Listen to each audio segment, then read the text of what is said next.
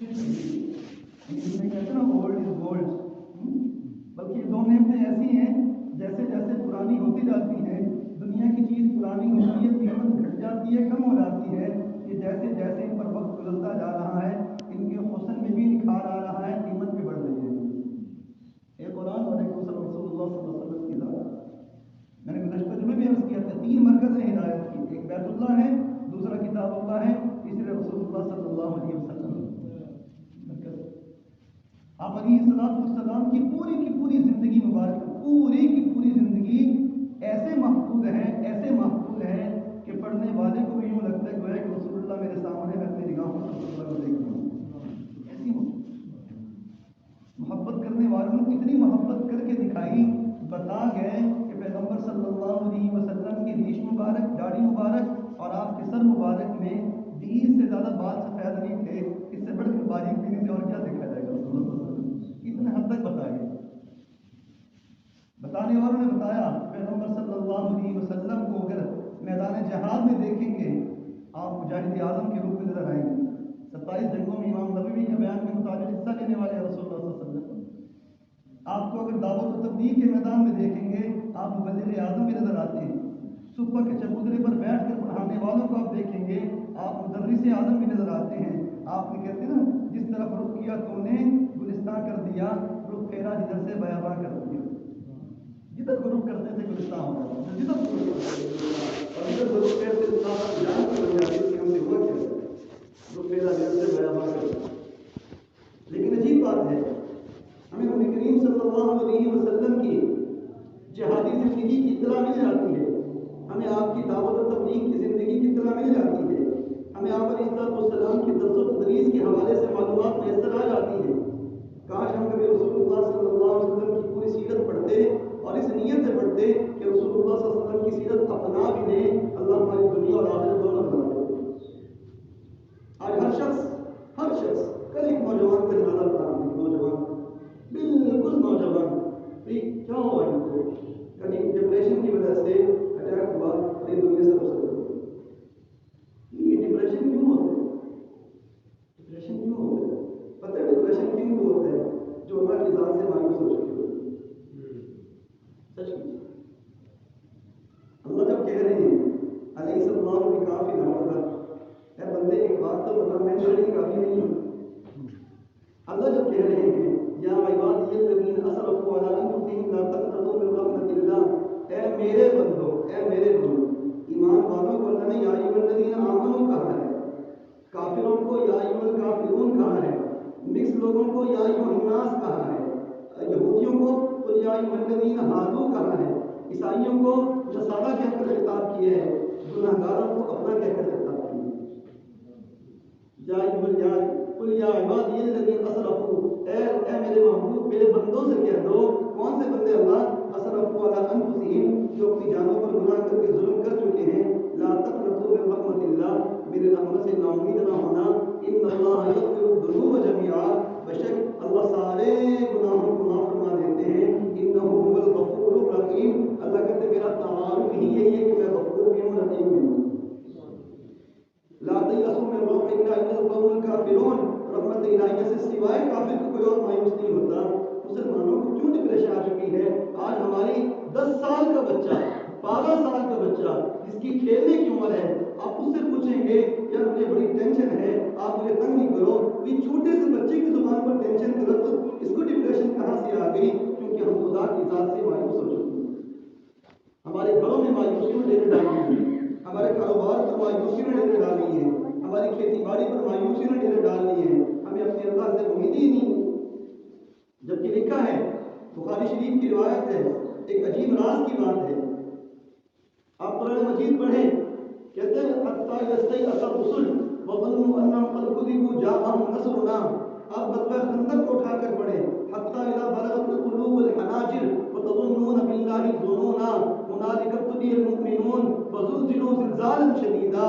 قرآن کہتا ہے غزوہ خندق کی شدت کا عالم یہ تھا، مسلمانوں کے کلیجے منہ کو آ رہے تھے، زلزلوا زلزالا شدیدا، انتہائی سخت طریقے سے ان کو مبتلا مصیبت کیا گیا تھا، مبتلا کیا گیا تھا شدت کے ساتھ، کتنے دنوں کی تھکاوٹ، کتنے دنوں کی بھوک، کتنے دنوں کی پیاس۔ جابر بن عبداللہ کا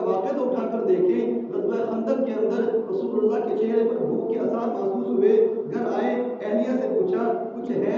کہ ایک بکری کا چھوٹا سا بچہ ہے, کہ ذبح کرو, میں رسول اللہ صلی اللہ علیہ وسلم کو بلا کر لاتا ہوں.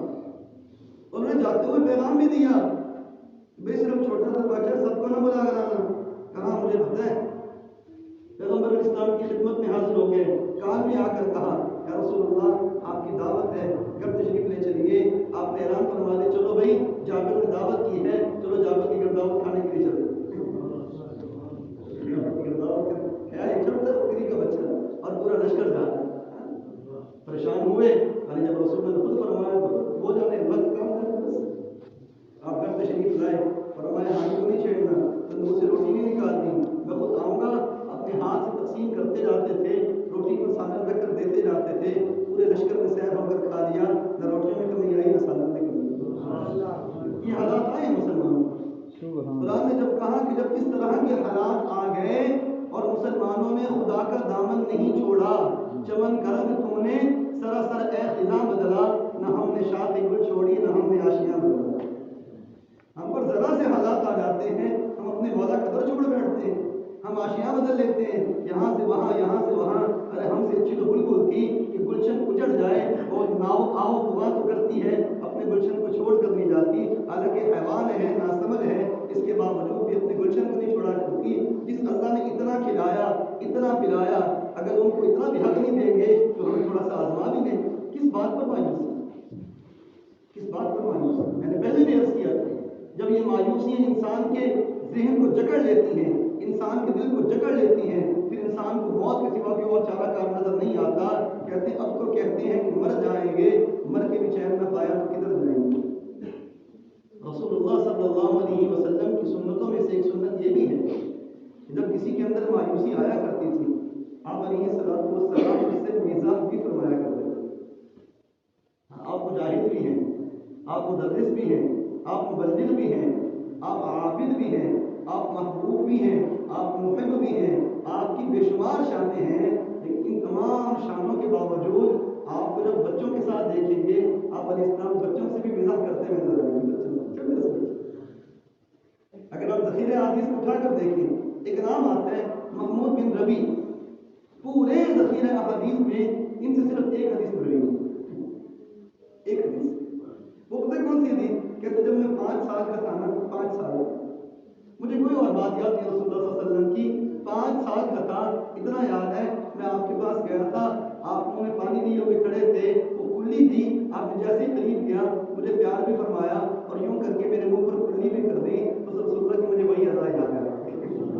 برکت بھی ملی, برکت بھی ملی. ام سلمہ رضی اللہ تعالیٰ عنہ اہلیہ ہیں آپ علیہ السلام کی, اہلیہ ہیں. ام سلمہ رضی اللہ تعالیٰ کے ساتھ تشریف فرما تھے, پانی ہاتھ میں لیا, نظف علی وجہہا, جمع الوسائل فی شرح شمائل ترمذی کے اندر روایت موجود, پانی لیا اور ایسے ان کے منہ پر چھڑک دیا. ہنسی مذاق میں بات اڑ گئی, لیکن ام سلمہ جب بڑھاپے کے عالم میں پہنچی, اس پانی کی برکت سے ان کے چہرے کی طرف تازگی جمالی رہی. حضرت ظاہر رضی اللہ تعالیٰ عنہ, انس بن مالک رضی اللہ تعالیٰ عنہ, انس بن مالک خادم رسول اللہ صلی اللہ علیہ وسلم کی, 10 سال کی عمر تک رسول اللہ صلی اللہ علیہ وسلم کے پاس رہے, آپ کے ساتھ رہتے تھے, آتے تھے, جاتے تھے. ایک مرتبہ کھڑے تھے, آپ نے بات کہنے کے لیے فرمایا یا ذا الاذنین, او 2 کانوں والے میری بات سنو. فوراً کانوں پر ہاتھ لگائے, بھائی کان تو سبھی کے 2 ہوتے ہیں. یا ذا الاذنین, اتنا ہلکا پھلکا کتنا پیارا مزاج رسول اللہ صلی اللہ علیہ وسلم. کان تو نہیں. ایک شخص کے 2 ہاتھ لمبے تھے, ان کو فرمایا کرتے تھے یا ذا الیدین, اے 2 لمبے ہاتھوں والے. رسول اللہ کا مزاج تھا. اور حضرت ظاہر رضی اللہ تعالیٰ عنہ سے رسول اللہ کی یاری عجیب تھی. یہاں تک فرمایا کرتے تھے کہ ظاہر بادیتنا ونحن ظاہروہ ونحن حاضروہ, ظاہر ہمارا گاؤں ہے, ہم ظاہر کے دیہات, وہ شہر ہے, وہ ہمارے لیے گاؤں سے چیزیں لاتا ہے, ہم شہر کی چیزیں ان کو دیا کرتے ہیں. آپ اس محبت کا اندازہ اس بات سے کیجیے, اس بات سے کیجیے. ہمارے گھروں میں یہ سنت نہیں ہے, معذرت کے ساتھ یہ حقیقت ہے. ہم گھر میں داخل ہوتے ہیں تو چنگیز خان بن کر داخل ہوتے, نکلتے تو ہلاکو خان بن کر نکلتے. ہمیں گھروں میں یا تو غصہ ہوگا یا تو کیا کچھ ہوگا, جب تک ہماری بات نہیں مانی جائے گی. بھائی رسول اللہ کے اخلاق کو دیکھیے کیا ہے. آپ ظاہر رضی اللہ تعالیٰ عنہ کبھی کبھی جب بھی تشریف لاتے تھے، کوئی سبزی ہوتی، کوئی لکڑی ہوتی، کوئی بھی چیز ہوتی، وہ لے کر پہلے آپ کی خدمت بھی پیش کرتے، پھر جاتے۔ ایک مرتبہ کیا ہوا، 2 آ کر سنا کر بات ختم کرتا ہوں۔ ایک مرتبہ نبی کریم صلی اللہ علیہ وسلم کی خدمت میں آئے، لے کر چلے گئے، آپ مدینہ شریف کی بات کی ہوئی ہے، دیکھا ظاہر رضی اللہ عنہ فروخت کر رہے ہیں، آپ پیچھے سے آئے اور خاموشی سے ان کی بغلوں کے نیچے سے ہاتھ دے کر، ایسے بغلوں کے نیچے سے ہاتھ دے کر پہلے ان کو یوں قابو کیا، قابو کر کے پھر ان کی آنکھوں پر ایسے ہاتھ رکھ دیے، ایسے ہاتھ رکھ دیے۔ اب انہوں نے کہا چھوڑو بھی، چھوڑو، کون ہے کون ہے کون ہے، چھوڑو۔